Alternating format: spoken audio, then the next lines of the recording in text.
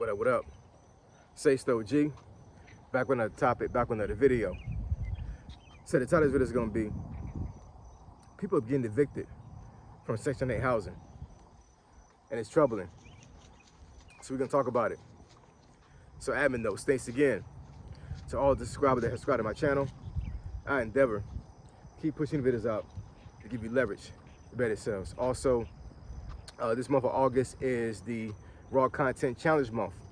So the whole month of August, just post one video a day, either 8 minutes or longer, and no edits, no cuts, just straight up raw content. You know what I'm saying? If you have any type of mishaps or any type of situation to where you stutter or something happens that's crazy on camera, just keep rolling.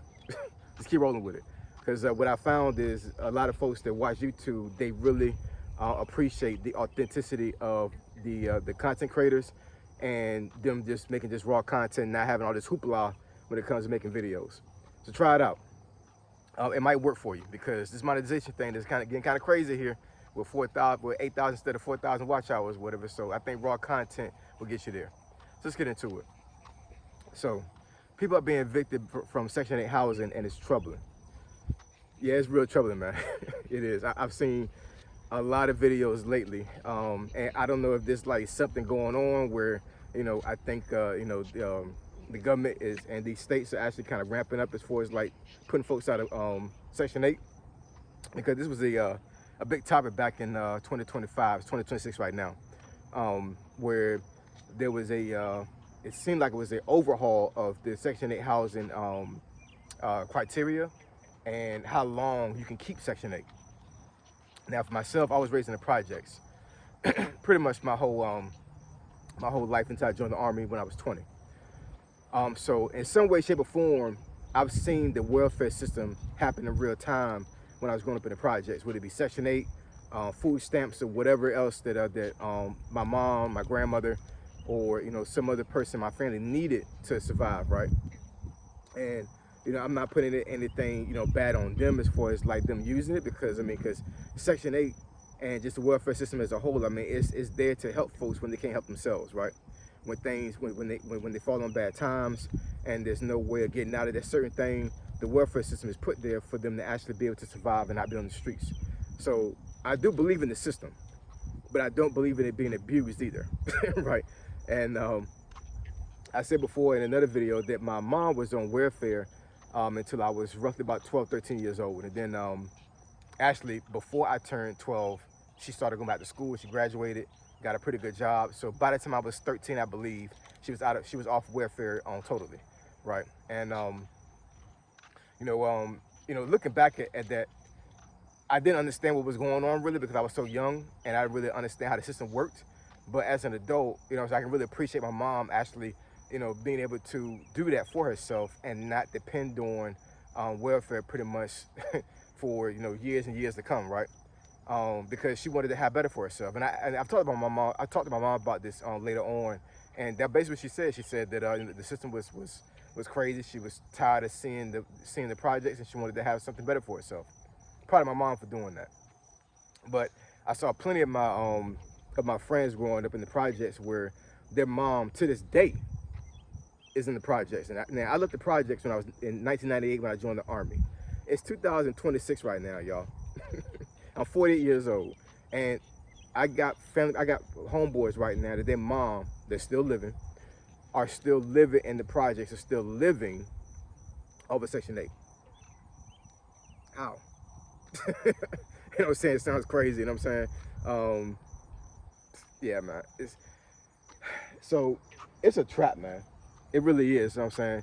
One thing I think folks don't realize, especially if you grew up in that type of environment and you always saw somebody in your family on Section 8, it's not the government's responsibility to take care of you indefinitely. I'm gonna say that again. It's not the government's responsibility to take care of you indefinitely. And, if folks don't understand how the system works, it's not the government's money per se that's funding the Section 8 and welfare and all these other things. It's the taxpayers' dollars. It's the taxpayer. So if you're a taxpayer and you see somebody on Section 8, just understand that in some way, shape, or form, your money is possibly being used to fund their lifestyle, right? And I'm not gonna get into the situation where we see folks in Section 8 and they roll around in BMWs and they got they hair done and they rolling around and you know Jordans and stuff like that or whatever. I'm not even gonna get into all of that because at the end of the day, those situations pretty much is telling me that they are not prioritizing their you know their well-being more than what they should be, more than what they should be. In other words, I think a lot of folks are brainwashed when it comes to this stuff because if you was raised on Section 8 or raised in welfare, something like that, and you see your peoples you pretty much bucking the system, you know what I'm saying? Just, you know, living comfortably, not worried about too much of anything, not really working, right? Then, you know, once you become an adult, it's like, why should I not do something like that? You know what I'm saying? Because, you know, it's a come up. But these new statures that they put in place last year, like, yeah, it's you cannot be on Section 8 for like 30, 40 years anymore. You just can't. You know what I'm saying? I honestly, I'm not exactly sure how this even was a thing for so long. Can you imagine seeing somebody in real time being on Section 8 for hell over 10 years, let alone 20, 30, 40 years? That's crazy. That's crazy. So in all that time, you mean to tell me that you, now, you know, outside of being disabled, outside of like other things that may happen that kind of force you to be out of the job market, outside of that, I'm looking at these folks like, how in the world did you allow yourself to be taken care of by the government for so long that you forgot how to take care of yourself? That's really what it boils down to. You literally forgot how to take care of yourself. And I mean, honestly, I think it's on purpose, man. Honestly, you know what I'm saying? And I'm not saying anything bad about the government when it comes to that.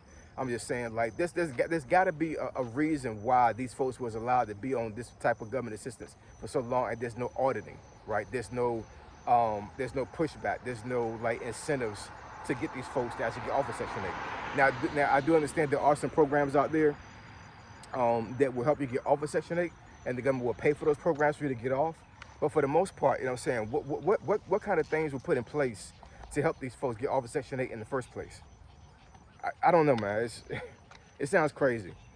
A couple of compilation videos I've seen about this stuff or whatever, and you know, folks are posting these videos for virality as far as like them trying to go viral on YouTube and some of these other platforms.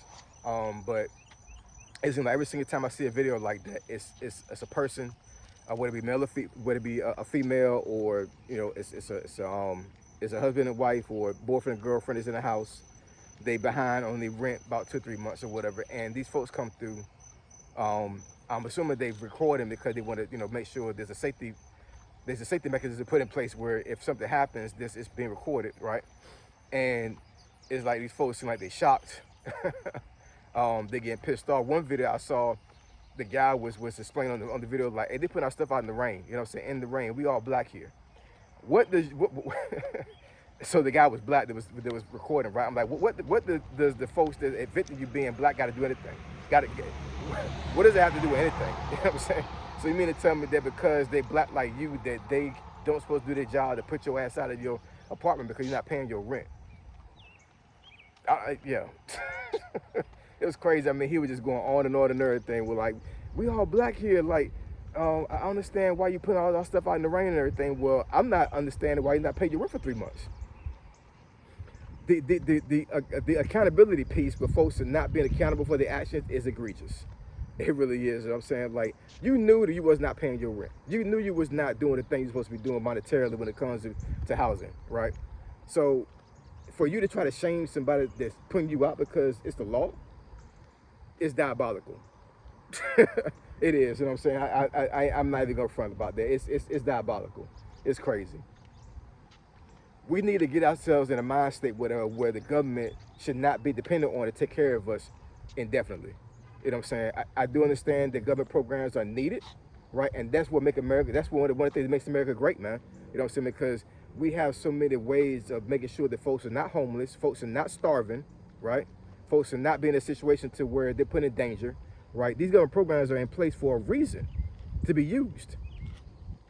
But you can't abuse this stuff, man. You know what I'm saying? Like, it's not the government's responsibility to take care of you. It's not. You know what I'm saying? And if anything, you're holding yourself back from wealth. You're holding yourself back from taking care of your family in the long run. You're holding yourself back from building a legacy for yourself. I don't recall seeing anybody in my family or even outside of my family when I was growing up that left some type of monetary legacy for their family when they left here. I've seen folks pass away on Section 8 and they left bills. They left debt for their families. Is that being responsible? Hell no.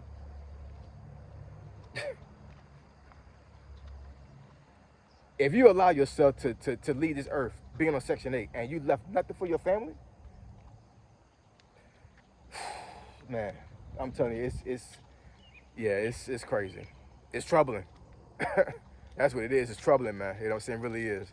But anyway, drop some comments down below. Let me know what y'all think. I think that these new provisions that they put in place for Section 8 is needed.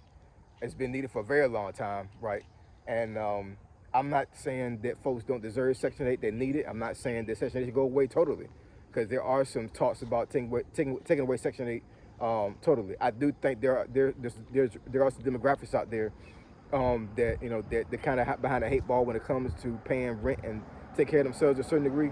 So getting rid of Section 8 totally is going to be catastrophic for America, because America it's not the infrastructure and just how the government works. It's not. I don't think it's ready for Section 8 to go away totally, but to put limitations up there to incentivize folks to take care of themselves definitely be put in place.